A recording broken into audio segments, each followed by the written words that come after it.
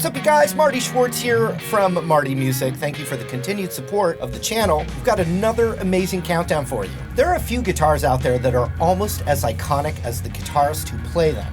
So you'd think that those guitars would be guarded like priceless artifacts, but that's not always the case. Some of the most iconic guitars have been lost, and many of them have never been recovered. So this week we're counting down 5 famous lost guitars. Let's get to it. Johnny Greenwood's Telecaster Plus. During a Radiohead tour in 1995, a trailer full of Johnny Greenwood's gear, including his iconic Ebony Frost Fender Telecaster Plus, was stolen from the parking lot of the Denver Days Inn. So much of their gear was stolen, they were only able to play an acoustic set that night, and then canceled a few subsequent shows to go on a shopping spree to recoup from their loss. But one of the items they could never replace was Johnny's guitar. However, this story does have a happy ending, because in 2015, the missing guitar resurfaced, got into the right hands, and was returned to Johnny after nearly 20 years. I love it when a story has a happy ending. Bob Seger's greatest hits Les Paul. In 2011, burglars broke into the home of Bob Seger and stole his favorite Les Paul, which also happened to be one of the guitars that's closely associated with the musician, because it was featured on his greatest hits album that was released in 1994.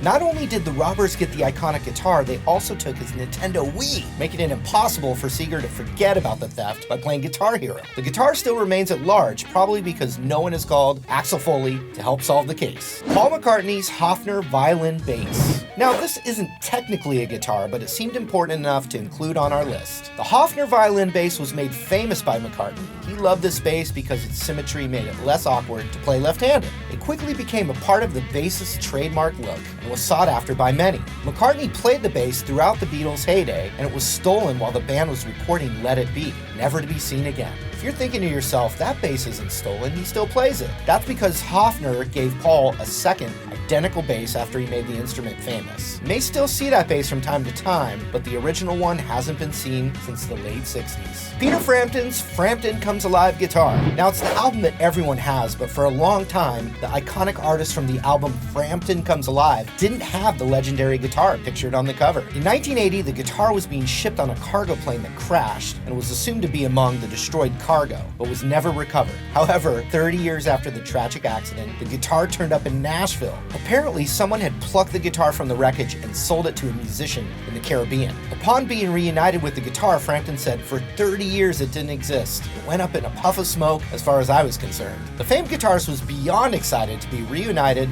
with the, quote, best guitar he's ever played. Kind of brings a tear to your eye, doesn't it? Jimmy Page's Black Beauty.